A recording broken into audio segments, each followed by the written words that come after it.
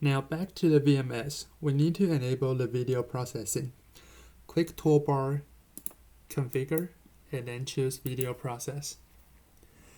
And in the Video Analysis drop-down list, please choose IPCVA, Video Analysis by Camera.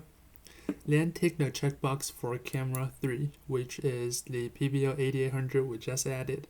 Then click Setting. Now we need to enable the Enter area.